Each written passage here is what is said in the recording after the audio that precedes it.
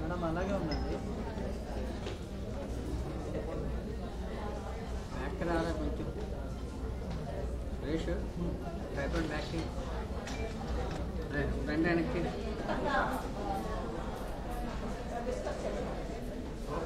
Okay madam.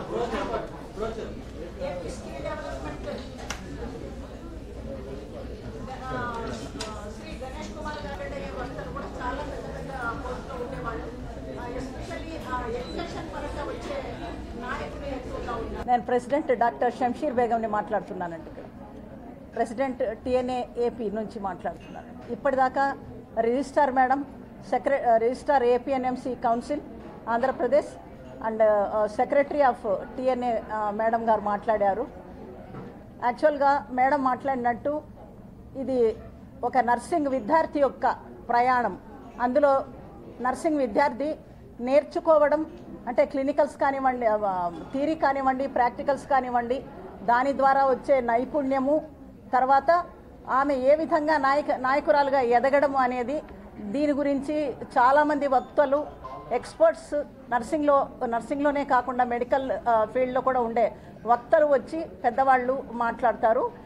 ఇది 2 రోజుల సదస్సు అండి. ద్వైపార్షిక సదస్సు జరగబోతుంది ఏయూ కన్వెన్షన్ హాల్లో. ఇందులో నైపుణ్యాల గురించి ఎక్కువగా డిస్కస్ చేస్తారు. స్టూడెంట్స్ ఎలా నిలబడాలి, లీడర్గా ఎలా ముందుకు వేరే వాళ్ళని కూడా నడిపించాలి రాబోయే కాలంలో అనే దాని గురించి విస్తృతంగా విస్తృతంగా సెషన్స్ ఉండబోతున్నాయండి. దీనికి పోటీలు కూడా అంటే వాళ్ళ నాలెడ్జ్ కోసం కానివ్వండి, థియరీ పరంగా చాలా పోటీలు కండక్ట్ చేస్తూ ఉన్నాము. Scientific papers, scientific poster presentations ఇవన్నీ కండక్ట్ చేస్తున్నాము. వాళ్లకు ఆట పోటీలు కూడా కండక్ట్ చేస్తున్నామండి. ఈ 2 days ఉంటుంది. నెక్స్ట్ ముఖ్యంగా అంతేకాకుండా ఒరేషన్ అవార్డు కూడా, అంటే మన late professor CH Srilakshmi madam గారి మెమోరీలో జ్ఞాపకార్థంగా ఒక అవార్డు ఒక టీఎన్ఏ మెంబర్ని సెలెక్ట్ చేసి, అంటే ప్రొఫెషనల్ నర్స్ సీనియర్ మేడంని సెలెక్ట్ చేసి ఈ అవార్డు కూడా బహుమతి ప్రధానంగా 50,000 చెక్ కూడా మేడంకు ఇస్తున్నాము. అవార్డు మెమోంటో కూడా ఇవ్వబోతున్నామండి. ఈ సదస్సు యొక్క ప్రత్యేకతల్లో ఇది కూడా చెప్పుకోదగిన ప్రత్యేకత అండి. ఇది ప్రతి సంవత్సరం ఇస్తాము. ఈ సంవత్సరం కూడా మేము అంటే ఈ ఒరేషన్ అవార్డు ఇవ్వడానికి మేము గర్విస్తున్నామండి టీఎన్ఏ ఏపీ నుంచి. Thank you sir. ఉన్న స్టూడెంట్ మాట్లాడడానికి ఇది అవకాశం సార్. ఈ కాన్ఫరెన్స్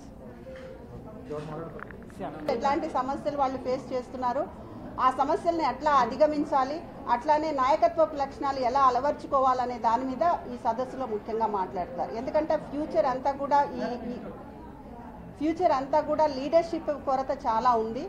అందుకని గుడ్ లీడర్స్ని కనుక మనం తయారు చేసినట్టయితే, ఈ లీడర్స్ ఇన్స్పైర్ చేసి మోటివేట్ చేసినట్లయితే మంచి జనరేషన్ని మనం బయటకు తీసుకొచ్చే వాళ్ళం అవుతామని మేము ఊహిస్తూ ఉన్నాం. లీడింగ్ టుమారో ప్రస్తుతం ఉన్న సమాజంలో లీడర్స్ కొరత, నర్సింగ్లో మరీ ముఖ్యంగా లీడర్స్ కొరత తీవ్రంగా ఉందని డిఫరెంట్ ప్లాట్ఫామ్ మీద మాట్లాడుతూ ఉన్నారు, ఇంటర్నేషనల్గా కూడా.